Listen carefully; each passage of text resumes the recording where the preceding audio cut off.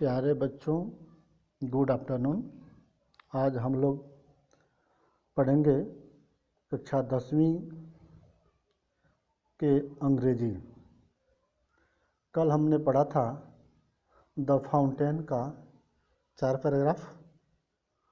आज उसी के आगे के 4 पैराग्राफ पढ़ेंगे।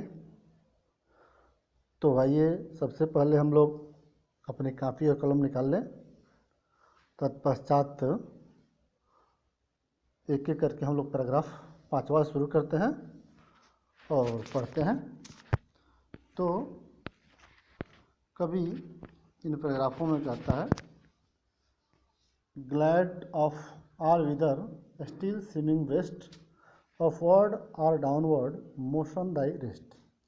कभी कहता है कि जो फवारे होते हैं, ग्लैड मन प्रसन्न होते हैं, ऑफ ऑल विदर मन सभी मौसमों में, स्टील स्विमिंग बेस्ट और हमेशा अच्छा प्रतीत होते हैं, अपवर्ड और डाउनवर्ड ऊपर उठते हैं और नीचे की ओर आते हैं, मोशन डायरेस्ट और उनकी गति ही उनकी आराम होती है।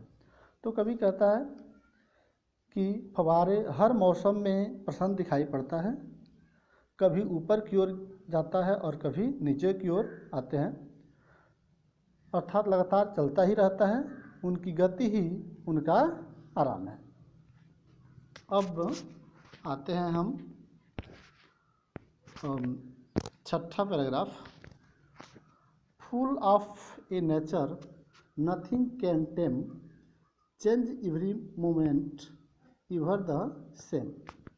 यानी कभी कहता है कि जो फव्वारे होते हैं फुल ऑफ नेचर, पूरी तरह से प्राकृतिक होते हैं। नथिंग कैन टेम यानी कोई उसे पालतू नहीं बना सकता, अर्थात वह किसी के इशारों पर काम नहीं करते हैं या कोई उसे अपने हिसाब से नहीं काम करा सकता। चेंज एवर मोमेंट यानी और वह फव्वारे हर क्षण परिवर्तित होते हैं, एवर द सेम और हमेशा एक समान बने रहते हैं। तो पुनः एक बार देखते हैं इसको।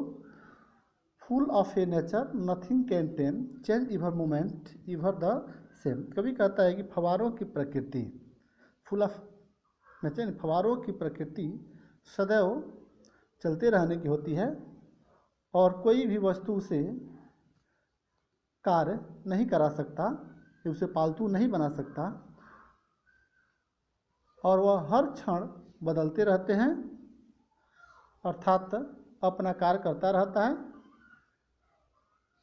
और इवर द सेम यानी फव्वारों की गति ज्यों का त्यों रहती है, क्योंकि पानी के बहाव जो होता है यानी फव्वारों की गति लगातार बहती रहती है। अब 7th पैराग्राफ है। Ceaseless spring, ceaseless content, darkness और सनशाइन दाई एलिमेंट।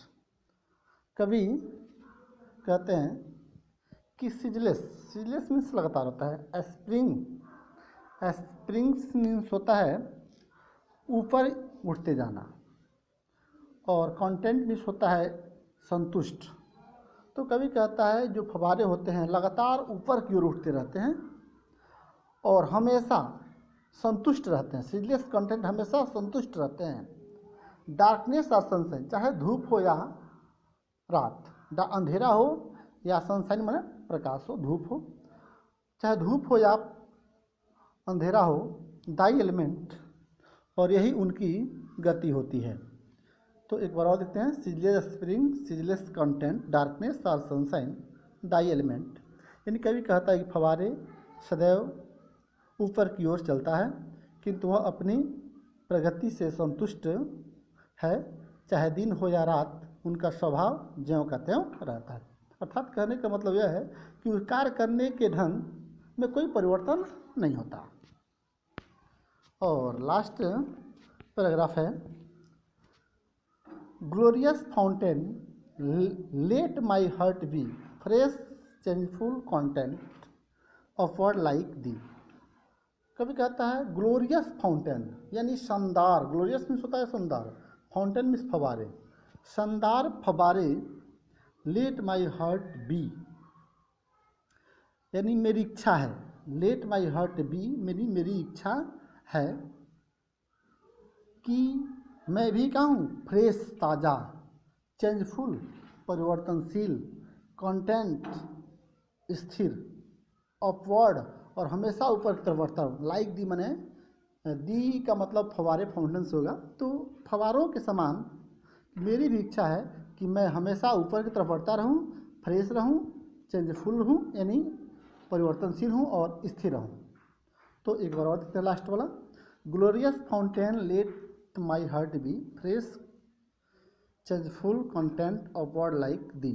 यानी कवि फवारों को संबोधित करते हुए कहता है कि शानदार फवारा, मेरी इच्छा है कि मेरा हृदय भी तुम्हारी तरह से फ्रेश हो, ताज़ा हो, चेंजफुल परिवर्तनशील हो और कंटेंट स्थिर यानी दृढ़ हो, स्थिर या दृढ़ हो और हमेशा अपवर्ड ऊपर की ओर प्रगतिशील हो लो, लाइक दी माने फवारों के समान। इस तरह से यह फाउंटेन चैप्टर समाप्त हो गया।